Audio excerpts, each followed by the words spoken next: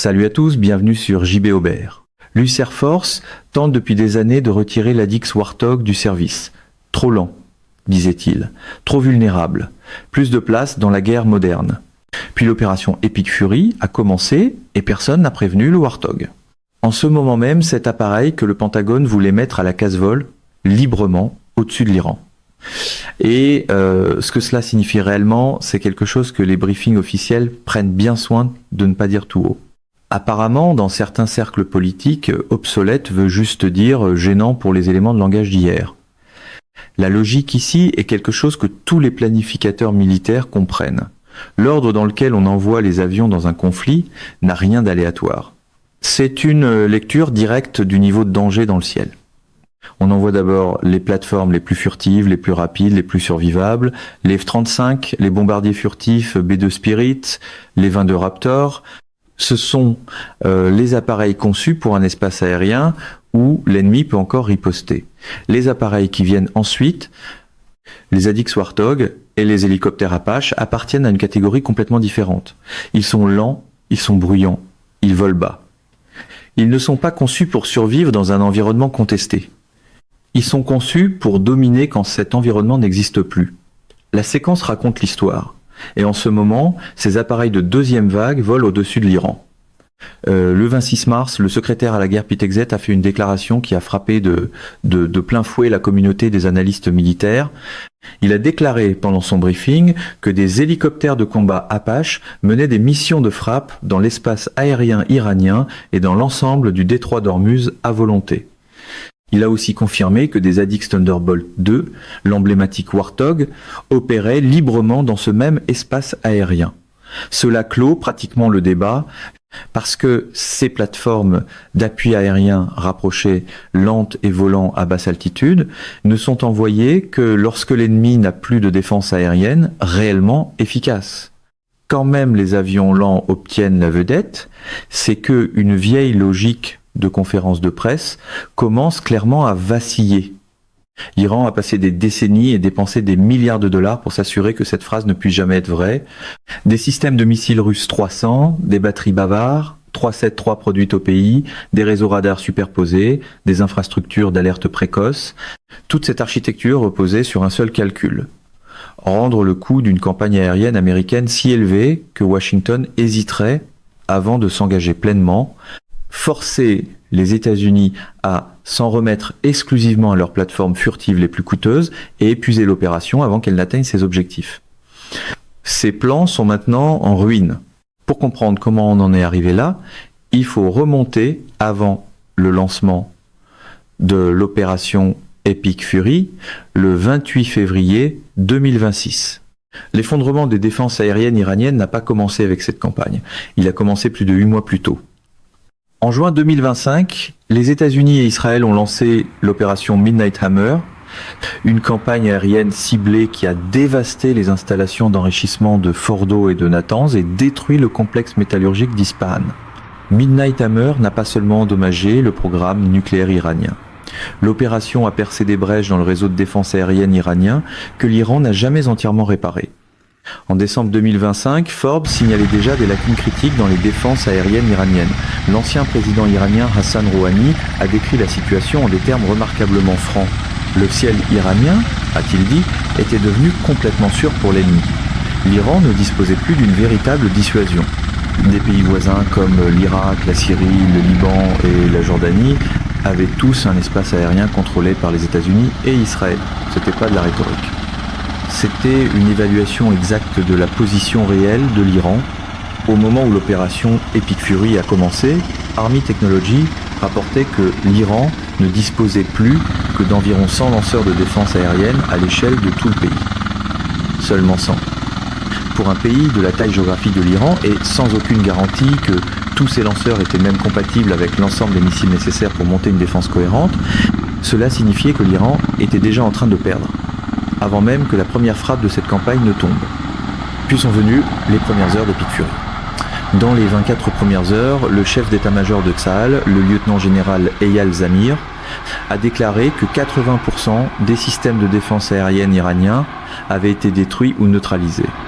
80% en une seule journée, un chiffre qui aurait été jugé impossible un an plus tôt.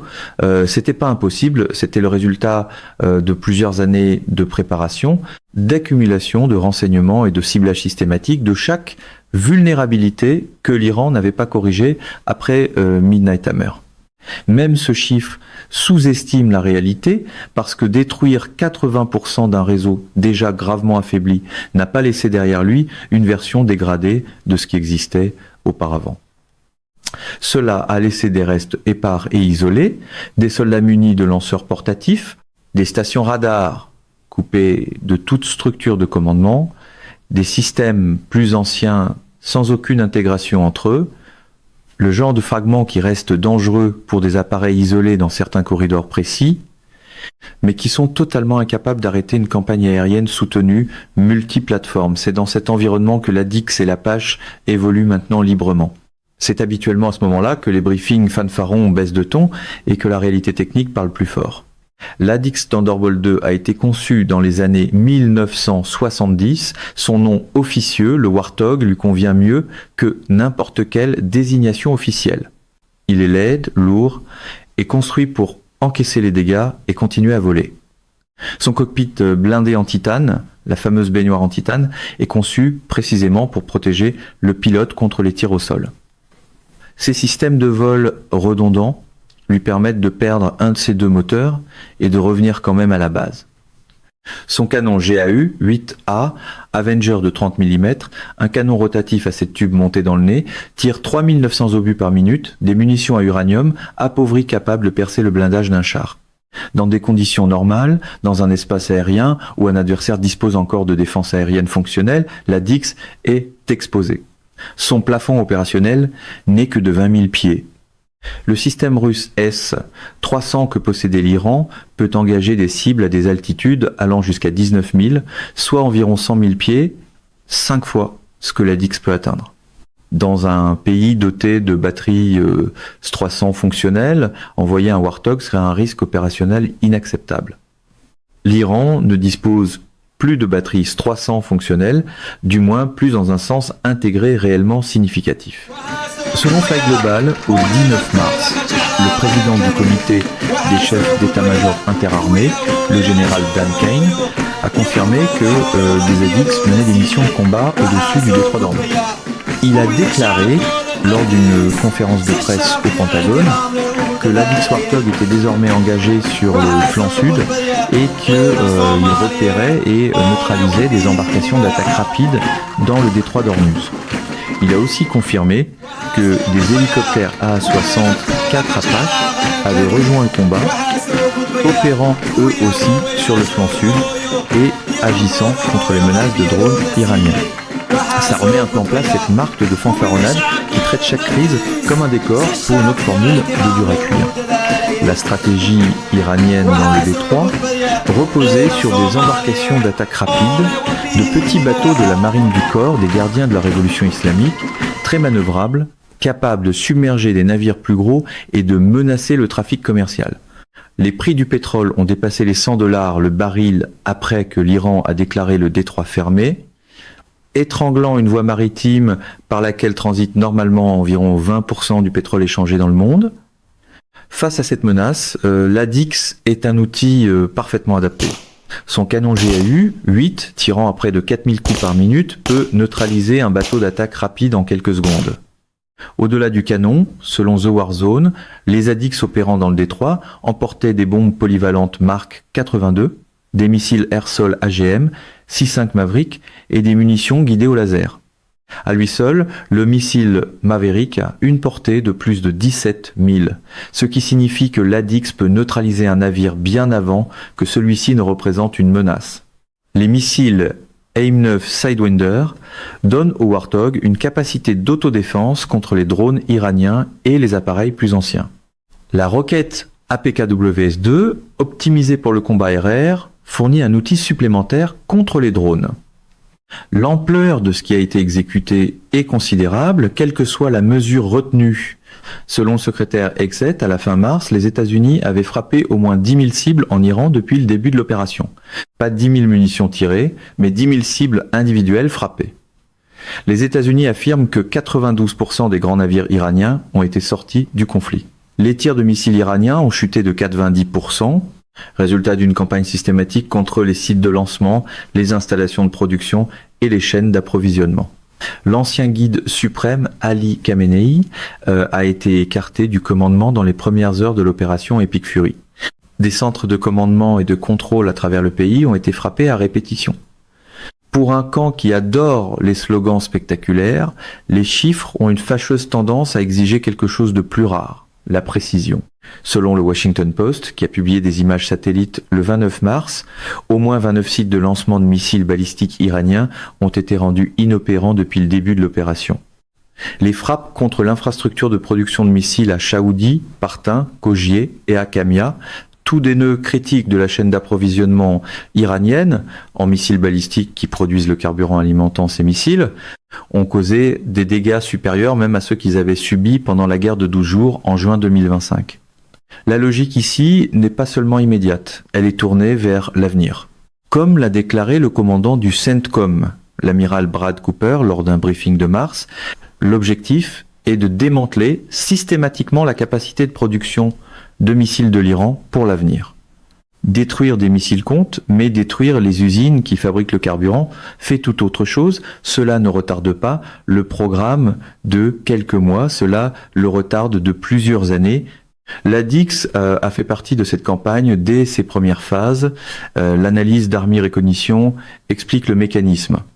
Dans les premiers jours d'Epic Fury, les plateformes furtives, les F-35, les B-2 Spirit et les Fin-2, ont mené les frappes contre des cibles durcies en profondeur à l'intérieur de l'Iran, mais les États-Unis ne se sont pas reposés uniquement sur la furtivité. Des appareils EA, un 8G Growler équipés de systèmes avancés de brouillage ont systématiquement perturbé les réseaux radars et les réseaux de capteurs iraniens.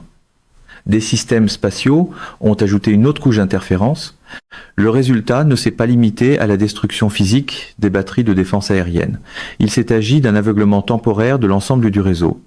Des corridors ont été créés où la menace était supprimée suffisamment longtemps pour permettre à des plateformes non furtives de suivre.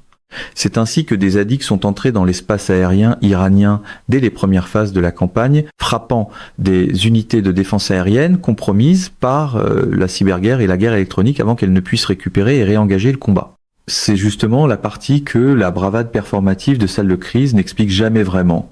Derrière chaque grande phrase, il y a presque toujours un système plus discret qui fait le vrai travail. Il y a une ironie particulière dans cette image. Les plateformes que les défenses iraniennes avaient été conçues pour contrer sont devenues celles qui ont achevé ces mêmes défenses. Deux anciens commandants du commandement central des États-Unis ont maintenant dit essentiellement la même chose, publiquement. L'ancien commandant du CENTCOM et directeur de la Central Intelligence Agency, David Petraeus, a soutenu que les États-Unis avaient atteint la suprématie aérienne au-dessus de l'Iran, et non seulement la supériorité aérienne, et que de hauts responsables militaires se montraient prudents avant de l'affirmer publiquement, même si la réalité opérationnelle le permet déjà. L'ancien commandant du CENTCOM et général du corps des marines des États-Unis, Frank McKenzie, a été tout aussi direct, affirmant qu'il croit qu'une suprématie aérienne effective a été atteinte sur la majeure partie de l'Iran et que cela a créé l'occasion de repérer dans le restant. La suprématie aérienne, pas seulement la supériorité, la suprématie. Deux anciens commandants, tous deux utilisant le langage le plus fort possible, tous deux pointant vers la même conclusion que la direction militaire actuelle refuse encore d'énoncer publiquement. Il s'avère que la réalité n'attend pas toujours que le scénario préféré de la télévision finisse par la rattraper. Mais 80% n'est pas 100%. Et ce qui s'est produit dans les 48 dernières heures rappelle exactement cet écart. Le 3 avril 2026, les États-Unis ont subi leur première perte d'appareils due à des tirs hostiles depuis plus de 20 ans. Un F-15E Strike Eagle de l'US Air Force a été abattu au-dessus de l'Iran. Un de ses deux membres d'équipage a été récupéré. La recherche du second continue. À peu près au même moment, un ADIX Thunderbolt 2 de l'US Air Force s'est écrasé près du détroit d'Ormuz. Selon deux responsables américains ayant parlé au New York Times, le pilote de l'A-10 a été secouru avec succès. Les médias d'État iraniens ont affirmé que leurs forces avaient frappé l'A10. Fox News, citant une source bien placée, a rapporté que la cause était un tir hostile essuyé pendant l'opération de sauvetage de l'équipage du F-15. La cause demeure contestée. Le Pentagone n'a pas immédiatement clarifié la situation, mais le fait lui-même n'est pas contesté. Pour la première fois depuis l'invasion de l'Irak en 2003, des appareils américains sont abattus. Cela ne change pas fondamentalement le portrait stratégique. L'Iran ne dispose toujours pas d'un réseau intégré cohérent de défense aérienne. Les États-Unis conservent toujours une domination aérienne écrasante dans la plupart des corridors, ce que 2 anciens commandants du CENTCOM qualifient de suprématie aérienne, mais cela confirme que les restes dispersés et isolés, les mitrailleuses, les lanceurs portatifs et les batteries résiduelles de missiles ne sont pas à zéro. Il demeure une menace persistante, dégradée, qui continuera d'imposer des coups à cette campagne. Selon les derniers chiffres de Military.com, l'opération Epic Fury a maintenant coûté la vie à 13 militaires américains au combat et fait 365 blessés. Le coût humain est réel et il augmente.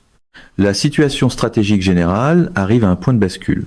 Le président Trump a prolongé jusqu'au 6 avril l'échéance imposée à l'Iran pour ouvrir complètement le détroit d'Ormuz, puis le samedi 4 avril a publié sur Truth Social qu'il avait donné à l'Iran 48 heures avant qu'une escalade significative de la force ne suive. Un haut responsable militaire iranien a rejeté l'ultimatum, le qualifiant, selon CBS News, d'action impuissante, nerveuse, déséquilibrée et stupide. Le théâtre de l'ultimatum est toujours au plus bruyant quand le résultat obéit le moins aux gros titres. Le détroit demeure largement fermé. Les prix du pétrole restent au-dessus de $100 le baril. Un faible filet de navires marchands parvient encore à passer, mais le trafic commercial normal s'est arrêté.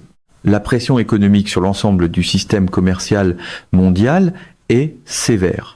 5 pays de l'Union européenne, l'Allemagne, l'Italie, l'Espagne, le Portugal et l'Autriche, poussent maintenant pour une taxe exceptionnelle sur les entreprises énergétiques qui profitent de la crise. Selon Reuters, Trump a écrit dans un autre message qu'avec un peu plus de temps, les États-Unis peuvent facilement rouvrir le détroit d'Ormuz, prendre le pétrole et faire une fortune. Ce conflit n'est pas en train de s'essouffler. Il est en train de s'intensifier et il y a un développement qui pourrait changer la forme de tout ce qui suit. C'est une façon de décrire une crise, mélanger risques stratégiques et souffrances bien réelles, puis assaisonner le tout avec une assurance de vendeur. Selon Fox News, au 3 avril, les États-Unis avaient été informés d'un plan complexe d'opérations terrestres visant à sécuriser ou retirer le stock restant d'uranium hautement enrichi de l'Iran, soit environ 970 livres d'uranium enrichi à 60%, stocké dans des tunnels à plus de 300 pieds de profondeur près d'Ispahan. Exécuter ce plan exigerait d'acheminer du matériel d'excavation dans le pays et de construire une piste pour permettre à des avions cargo d'évacuer le matériel. Cela prendrait des semaines, sinon des mois, et placerait des militaires américains sur le sol iranien dans des conditions de combat actives. Le président Trump a demandé ce plan et a été informé à son sujet. La question qui domine maintenant toutes les conversations stratégiques sur la phase suivante de cette opération est de savoir s'il donnera l'ordre de l'exécuter. C'est généralement là que l'usine à slogan manque de raccourcis et tombe sur la logistique, le temps et les conséquences. La force nécessaire à une telle opération est en train de se rassembler. La 30 et une Marine Expeditionary Unit est déjà arrivée dans la zone de responsabilité du CENTCOM. La 11e EU est en route. Un deuxième porte-avions a quitté la côte des États-Unis et se dirige vers le Moyen-Orient. 2 nouveaux appareils de guerre électronique EA, 37B Compass Call, spécialement conçus pour nier, dégrader et perturber les communications, les radars et les systèmes de navigation iraniens sont arrivés au Royaume-Uni et sont maintenant en route vers le théâtre d'opération. Toutes les pièces d'une campagne terrestre sont en place. Le général Kane a confirmé que des A-10 et des Apaches opèrent sur les flancs sud du détroit, frappant des embarcations d'attaque rapides et interceptant des drones d'attaque unidirectionnels iraniens. Les alliés des États du Golfe et des États-Unis ajoutent leur propre puissance de feu. Le Qatar, l'Arabie Saoudite et les Émirats Arabes Unis exploitent collectivement des dizaines d'hélicoptères A-64 qui représentent tous une capacité supplémentaire dans la campagne visant à dégager cette voie maritime. Mais rouvrir le détroit ne se fera pas en quelques jours. Cela prendra des semaines. Des batteries de missiles antinavires doivent encore être neutralisées. Des flottes d'embarcations d'attaque rapide doivent encore être rendues inopérantes. Des mines navales doivent encore être déminées. Des dizaines d'installations militaires plus petites, le long de la côte sud de l'Iran, doivent encore être neutralisées. Les vraies campagnes continuent d'ignorer le fantasme voulant que tout puisse se régler entre une publication et la suivante. Pas plus tard que vendredi, les médias iraniens rapportaient que des frappes américaines et israéliennes avaient sévèrement endommagé 6 barges commerciales dans le port de Banderan. Selon le Jérusalem Post, les forces iraniennes résistent toujours, lancent toujours des drones et tirent toujours des missiles, même si ce n'est plus qu'une fraction de leur capacité initiale. Voici ce qui a réellement été construit en moins de 6 semaines. 80% des défenses aériennes iraniennes détruites dans les 24 premières heures. L'ancien guide suprême de l'Iran, écarté du commandement dès les premières heures. 10 000 cibles individuelles frappées, 92% des grands navires iraniens retirés du conflit, les tirs de missiles iraniens réduits de 90%, 29 sites de lancement de missiles balistiques rendus inopérants. 4 des installations les plus critiques de production de carburant pour missiles dans le pays frappées au-delà des dommages qu'elles avaient subis en juin 2025. Des ADIX Warthog, des appareils des années 1970, lents et non furtifs, volant librement dans l'espace aérien iranien. Et maintenant, des troupes sur le sol iranien sont une option bien réelle sur la table. Malgré tout le marketing autour de la domination, le vrai motif ici, c'est que les guerres refusent de se comporter comme du matériel de campagne. Ce constat ramène l'histoire à l'appareil que le Pentagone voulait retirer. L'ADIX Warthog doit, selon les documents budgétaires de l'Air Force, pour 2026, comme l'a rapporté Flight Global, être retiré complètement du service d'ici 2027. L'argument a toujours été le même. Trop lent, trop vulnérable, trop limité pour la guerre moderne. L'opération Epic Fury est en train de démolir cet argument en temps réel. La colonelle retraitée de l'US Air Force Kim Campbell, qui a célèbrement posé un ADIX gravement endommagé sans assistance hydraulique pendant l'invasion de l'Irak en 2003, avait prédit exactement ce dénouement. Dans une entrevue avec Flight Global, elle a dit que si des forces terrestres étaient engagées et que le conflit dépassait ses premières phases, il y aurait un rôle pour une plateforme d'appui au sol. Elle a dit cela avant même que cette guerre ne commence, et elle avait raison. Le Warthog a trouvé sa guerre, et sa guerre l'a trouvé. La question de savoir si l'ADIX survivra à son propre calendrier de retrait est maintenant une véritable question ouverte. Son rendement dans l'opération Epic Fury, en engageant des navires dans le détroit d'Ormuz, en frappant des sites de production de missiles et en opérant dans des corridors de guerre électronique ouverts par les growlers et les moyens spatiaux, a plaidé en faveur de sa pertinence continue plus puissamment que n'importe quel témoignage devant le Congrès ou bataille budgétaire n'aurait jamais pu le faire. À ce jour, le 5 avril 2026, le détroit d'Ormuz demeure fermé. L'Iran fait face à un ultimatum de 48 heures. Un membre d'équipage de Fkinzeh est toujours porté disparu à l'intérieur de l'Iran. Le pilote de l'A-10 abattu près du détroit le 3 avril a été récupéré. La planification d'une invasion terrestre est activement en cours.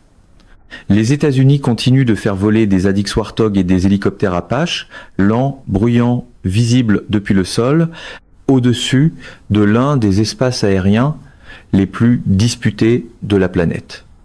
Avec ce que 2 anciens commandants du CENTCOM décrivent comme quelque chose qui approche la suprématie aérienne, la suite dépend d'une décision qui a peu être déjà été prise. Et encore une fois, la distance entre facile et coûteux se mesure en vie, en matériel et en temps, pas en ligne d'applaudissement. Si l'Iran rouvre le détroit, les ADIX et les Apaches auront accompli leur mission. La campagne entrera dans une nouvelle phase, consolidant la dégradation de l'infrastructure militaire iranienne et gérant la transition politique qui pourrait suivre. Si l'Iran refuse, si le régime calcule que le coût de la capitulation dépasse celui de la pression continue, alors des bottes américaines sur le sol iranien ne deviendront plus une question de savoir si cela arrivera, mais de savoir quand. Ce scénario entraîne des conséquences bien au-delà du Golfe Persique, touchant les marchés pétroliers, les relations avec l'Organisation du traité de l'Atlantique Nord, les chaînes d'approvisionnement mondiales et les calculs stratégiques de la Chine, de la Russie et de toutes les autres puissances qui observent la situation de l'extérieur. Mesdames et messieurs, notre émission d'aujourd'hui s'arrête ici. Nous vous invitons à partager votre avis personnel dans la section des commentaires ci-dessous. JB Aubert vous salue et vous donne rendez-vous très bientôt.